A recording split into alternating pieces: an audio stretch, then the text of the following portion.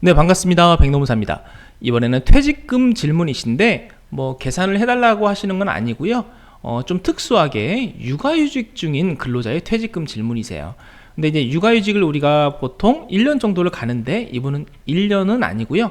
12월 9일부터 작년 올해 2월까지, 그러니까 한 3개월이 좀 안 되는 거죠. 그래서 3개월 정도 안 된 육아휴직 끝내고 바로 퇴직을 하시는 것 같아요. 이런 경우에 퇴직금 어떻게 계산하는지 그런 질문이시고요. 이때 우리가 이제 살펴봐야 될 이제 과제는 두 가지 있어요. 두 가지. 우리가 퇴직금을 계산할 때 평균임금을 구하고, 그쵸? 여기에 30일치를 해서 주는데요. 이제 30일치가 1년이죠. 그래서 1년을 넘는 경우에는 계속 근로기간을 365일로 나눠서 이렇게 계산을 하죠. 그래서 퇴직금을 구할 때는 이 평균임금 구하는 거하고 계속 근로기간이 중요한데, 이 두 가지가 커지면 퇴직금도 커지는 거니까요.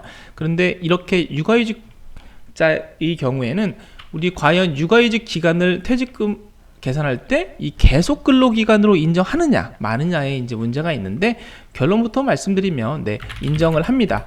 그래서 육아휴직 1년 다녀오더라도 그 1년 모두 퇴직금이 계산이 되죠.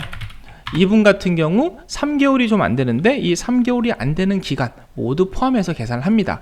그래서 2월 말일까지 이렇게 육아휴직 끝나고 바로 퇴직을 하신다면 이 2월까지 계속 근로기간 모두 인정해서 퇴직금을 계산한다는 점, 이게 첫 번째이고요. 두 번째는 평균임금 계산하는 거예요. 그쵸? 우리가 육아휴직을 다니시면 임금이 당연히 적습니다. 평소보다 적게 받게 되죠. 그래서 이때 육아휴직 기간의 임금으로 계산하면 평균임금이 작아지니까 근로자한테 불리한 결과를 가져와요. 그래서 이러한 경우에 법에서 근로자를 보호하기 위해서 규정을 가지고 있는 게 있는데, 자, 우리 근로기준법 들어가시면 되고요. 근로기준법 들어갈 때 우리가 네이버에서 근로기준법 엔터 치면 되고요. 옆에 법조문이 쭉 나오는데 이 중에 시행령에 이게 규정이 돼 있어요. 육아휴직에 대해서 이 평균임금 계산하는 거 2조 누르시면요 바로 이 조문이 나오는데, 자, 살펴보시면 이 아래에 있는 경우에 해당이 되면 그 기간의 임금의 총액에서 이 기간과 임금의 총액에서 각각 뺀다라고 되어 있어요.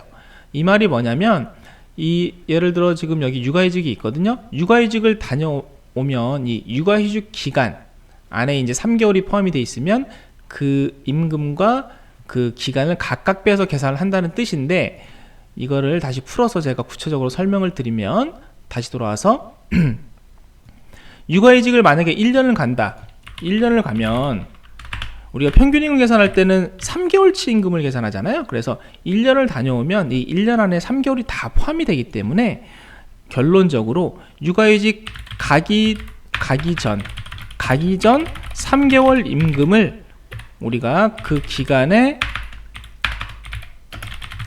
총일수로 그냥 계산하면 돼요. 그래서 평상시에 그냥 그 월급 그 3개월 임금 그 전에 총일수로 계산하기 때문에 근로자한테 불리하지가 않고요. 다만 지금 선생님의 경우에는 약간 이것보다 좀 더 특수한 경우인데, 육아휴직 기간이 1년이 아니고 3개월이 안 돼요. 그렇죠? 3개월이 안 되는 사람들은 어떻게 하느냐, 그러면 3개월이 안 되면 이 3개월에서 그 기간을 뺀 나머지 기간의 임금을 가지고 계산을 해요. 근데 이 나머지 기간의 임금으로 계산하는데 총일수는 여기에 이제 뭐 3개월 90일에서 92일 그 사이가 들어가면 계산이 분모가 커지니까 엄청 불리하게 되죠. 이럴 때 아까 제가 임금과 기간을 각각 뺀다고 했잖아요. 그래서 그 기간, 또 3개월이 안 되는 기간도 뺍니다. 그렇기 때문에 여기에 그 뺀 기간만 들어가죠. 기간의 총일수. 자, 이분 예를 들어서 보시면 12월 9일부터 육아휴직 들어가고요. 2월 말일까지예요. 그러면 3개월이 이분은 역산을 하면 12월, 작년 12월, 1월 하고 2월인데, 이 중에 이 12월 9일부터는 육아휴직을 간 거예요. 그렇다면 이 중에 3개월 중에 남는 게 8일이 있습니다. 8일치 임금. 그 다음에 여기에 8일이 들어가게 되죠. 8일치 임금을 8일로 나누니 뭐 3개월을 3개월로 나누는 거랑 똑같죠. 거의 비슷한 결과가 나옵니다. 그래서 근로자한테 불리하지 않게 돼요. 그래서 선생님 경우에는 19년 12월 1일부터 8일까지의 임금, 그 다음에 8일 그걸로 나누시게 되면 평균 임금이 정상적으로 계산이 되고, 계속 근로기간 아까 제가 말씀드린 것처럼 2월 20일까지, 아니 2월 29일까지 그렇게 모두 계산해서 계산하시면 되겠습니다. 감사합니다. 여기까지 하겠습니다.